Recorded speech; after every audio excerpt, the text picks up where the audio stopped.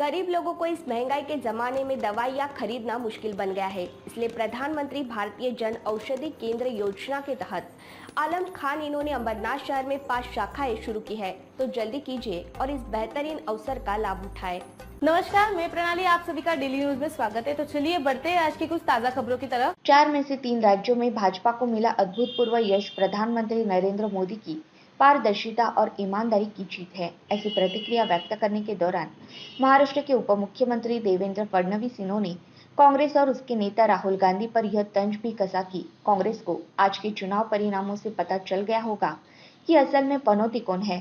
4 राज्यों के चुनाव परिणामों पर फडणवीस इन्होंने नागपुर में मीडिया को संबोधित कर रहे थे।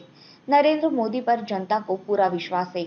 जिस पारदर्शिता एवं ईमानदारी से उन्होंने गरीबों के कल्याण के एजेंडे को अमल में लाया, उससे साफ हो जाता है कि सरकार सही मायने में जनता के लिए काम कर रही है। यही विश्वास उन्होंने जनता के मन में निर्माण किया है। इन परिणामों से जनता ने इंडिया गठबंधन और राहुल गांधी के एजेंडे को नकार दिया है, यह भी साफ हो गया है।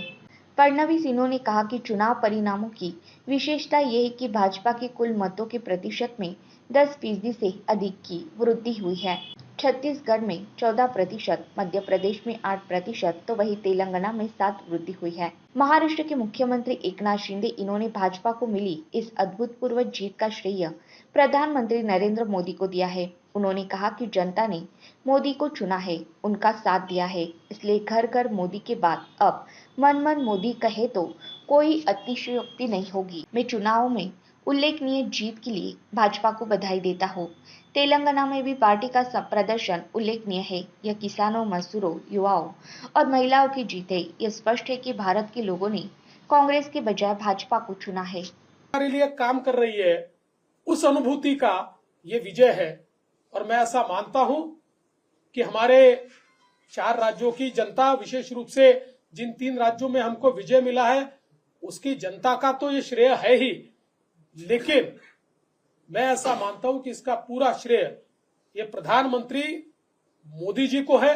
उनके ऊपर जो विश्वास है उसको ये श्रेय है, और साथ साथ हमारे राष्ट्रीय अध्यक्ष जगत प्रकाश नड्डा जी और हमारे मास्टर स्ट्रेटेजिस्ट और देश के गृह मंत्री अमित भाई शाह, इनको भी यह श्रेय जाता है। और मैं ऐसा मानता हूं कि राज्यों की बीजेपी के जो यूनिट्स है और हमारा जो केंद्रीय पूरा नेतृत्व है, इनका यह श्रेय है कि जिसके कारण एक अभूतपूर्व जीत हमको मिली है। इस जीत का हम जब विश्लेषण करते हैं तो ध्यान में आता है कि बीजेपी के वोट्स ये 10% से भी ज्यादा यहां पर एवरेज में बढ़े हैं। जहां एक और छत्तीसगढ़ में 14% वोटों की बढ़ोतरी हमको दिखाई पड़ती है, वही मध्य प्रदेश में भी 8% वोट बढ़े हैं, और तेलंगाना में भी तकरीबन 10% वोटों में इजाफा हमको दिखाई देता है। तो कुल मिलाकर लोगों ने भारतीय जनता पार्टी पर बहुत बड़ा विश्वास दिखाया है। अभी इन 4 राज्यों में कुल मिलाकर जो 639 सीटें थी, उनमें से 339 सीटें यानी 50% से भी ज्यादा सीटें भारतीय जनता पार्टी जीत रही है।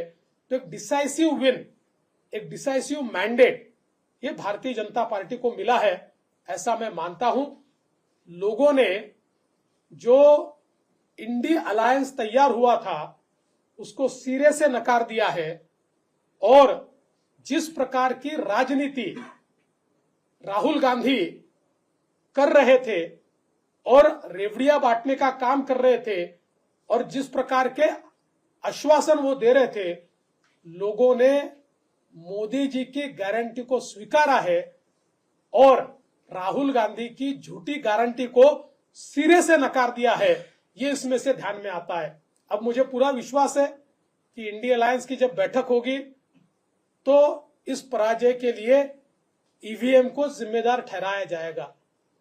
मुझे ऐसा लगता है कि ईवीएम को जिम्मेदार ठहराने की जगह अगर आत्मावलोकन वो लोग करेंगे तो उनके ध्यान में आएगा कि ये जीत केवल पारदर्शी प्रामाणिकता की मोदी जी के नेतृत्व की जीत है। देवेंद्र जी, आज के लिए बस इतना ही। कल फिर मिलेंगे इसी समय इसी चैनल पर। तब तक के लिए मुझे दीजिए इजाजत। धन्यवाद।